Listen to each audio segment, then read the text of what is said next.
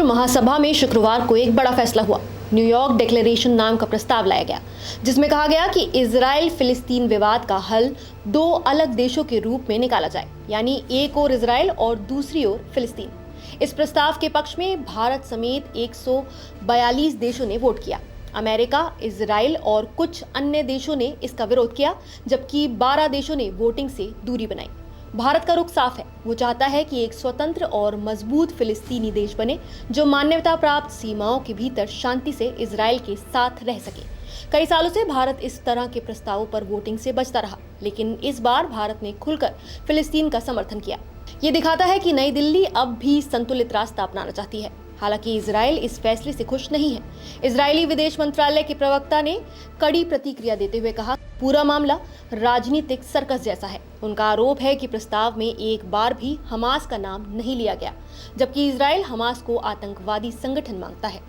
America ने भी इस प्रस्ताव को खारिज कर दिया। अमेरिकी राजनयिक मॉर्गन ऑर्टिगस ने कहा कि ये कदम राजनीतिक दिखावा है और असल में ये हमास के लिए एक उपहार जैसा है। यानी अमेरिका और इजराइल दोनों को लगता है कि ये प्रस्ताव उनकी सुरक्षा चिंताओं को नजरअंदाज करता है। अब सवाल उठता है कि इसका असर भारत और इजराइल के रिश्तों पर क्या होगा। पिछले 20 सालों में भारत इजराइल के संबंध बहुत मजबूत हुए हैं।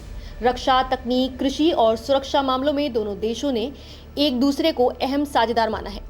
प्रधानमंत्री मोदी और इजरायली प्रधानमंत्री नेतन्याहू की करीबी भी इस रिश्ते को और गहरा कर चुकी है। लेकिन भारत का ये वोट बताता है कि वो केवल इजराइल के पक्ष में खड़ा नहीं रह सकता, उसे फिलिस्तीन के मुद्दे पर भी अपनी आवाज उठानी होगी। हालांकि विशेषज्ञ मानते हैं कि इस एक वोट से रिश्तों में कोई बड़ी दरार नहीं पड़ेगी। दोनों देशों के बीच सहयोग इतना गहरा है कि मतभेदों के बावजूद रिश्ते चलते रहेंगे। हाँ, कूटनीतिक असहजता जरूर महसूस होगी। प्रस्ताव में ये भी कहा गया कि इजराइल कब्जे वाले इलाकों में बस्तियां बसाना बंद करे, हिंसा और उकसावे को खत्म करे और गाजा की जिम्मेदारी फिलिस्तीनी अथॉरिटी को सौंपी जाए। इस पहल को फ्रांस और सऊदी अरब ने आगे बढ़ाया है। 22 सितंबर को न्यूयॉर्क में एक बड़ा सम्मेलन होने वाला है, जिसमें इन मुद्दों पर और चर्चा होगी। सीधे शब्दों में कहें तो भारत ने इस बार फिलिस्तीन का साथ देकर दुनिया को दिखाया है कि वो संतुलित नीति अपनाना चाहता है। तो आपका क्या मानना है? क्या भारत का ये फैसला सही दिशा में एक कदम है, या इससे हमारे और इजराइल के साथ संबंधों पर असर पड़ेगा? अपने विचार हमें कमेंट सेक्शन में जरूर बताइए। नमस्कार, मैं हूं मानक गुप्ता।